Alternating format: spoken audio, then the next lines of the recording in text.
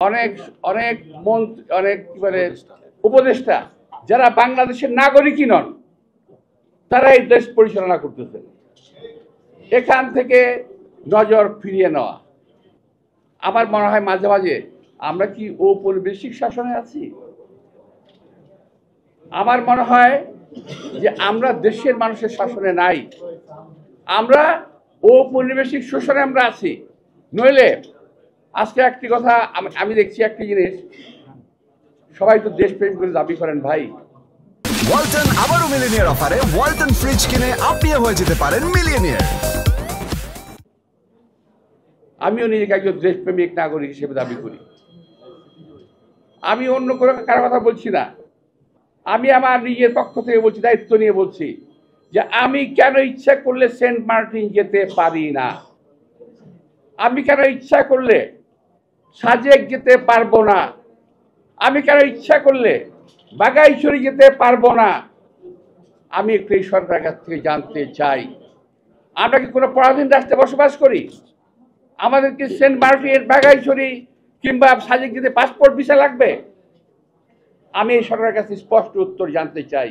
ঘটনাটা কি? তো আমরা কয়েকদিন যাবৎ দেখতে পাচ্ছি একটা বাংলাদেশে একটা সার্কাস জাতীয় কিছু একটা হচ্ছে, নাটক জাতীয় কিছু একটা হচ্ছে, আমার কাছে মনে হচ্ছে আর কি।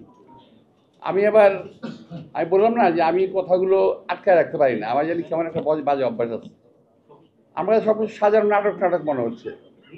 এই কদিন আগে দেখলাম, আগে আমরা দেখতাম যে শেখ হাসিনা কিছু করার আগে একটা অপকর্ম কোথাও ঘটাতো, আমরা তখন বুঝতাম যে সে কিছু একটা ঘটনা ঘটাবে, তো একদিকে আমাদের দৃষ্টি নিয়ে যেত আর কাজটা দিক দিয়ে করতো।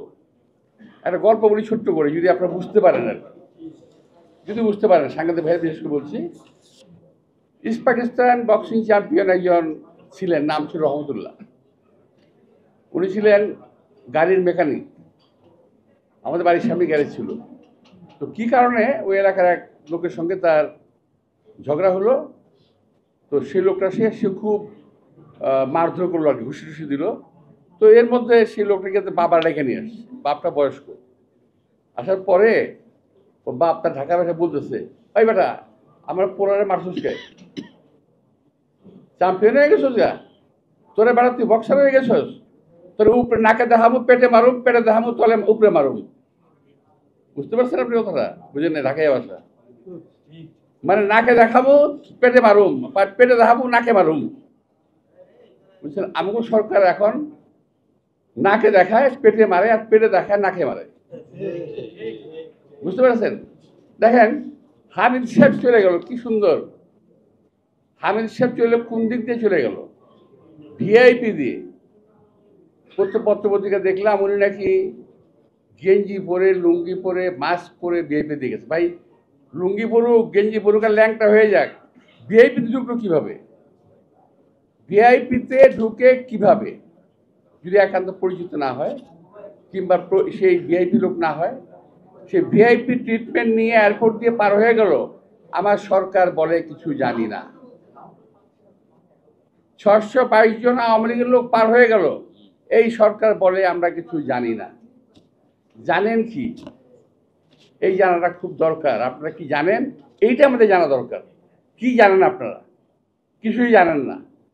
তো এখন সেদিক থেকে নজর ফেরানোর জন্য আরও জানি কি ঘুরতেছে, আমার খুব সন্দেহ হচ্ছে আরও জানি কি ঘুরতেছে। নইলে শাহবাগের এই নাটক কেন হঠাৎ করে? যেই শাহবাগ আপনারা বন্ধ করেছেন, যে শাহবাগের এই এলাকাতে, এই সমস্ত এলাকাতে মিছিল মিটিং করা যাবে না, সেইখানে সরকারের পৃষ্ঠপোষকতায় সরকারের দল, এনসিপির লোকেরা ওখানে মিছিল মিটিং করে কিভাবে? আর কোন দাবিতে মিছিল মিটিং করলো? কি দাবিতে? দাবি জানি কি?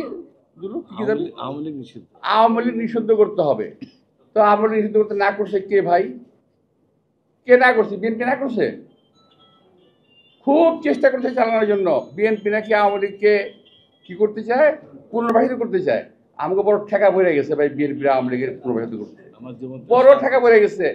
জীবন থেকে আমাদের 17 থেকে 18 বছর আমাদের নিয়ে গেছে, পরিবার পরিজন থেকে বিচ্ছিন্ন হয়েছি, শ্বাসপ্রাণী করেছে, আমাদের পরিবার পরিজন সুস্থভাবে বেঁচে থাকতে পারে নাই। এখানে যারা আছে একটি কর্মীও তার বাড়িতে 17 বছর ঘুমাতে পারেনি শান্তি। আর সেই আওয়ামী লীগের সঙ্গে আমরা করব, ওদেরকে আমরা আবার প্রতিপালন করব, আবার ওদেরকে পুনর্বাসন করব। এটা হলো যারা বিএনপিকে জেলাস করে, অর্থাৎ দেখতে পারে না, পছন্দ করে না, যাদের অজনপ্রিয় একটি দল, এরা গোষ্ঠী, এরা বিএনপিকে কালার করার চেষ্টা করছে।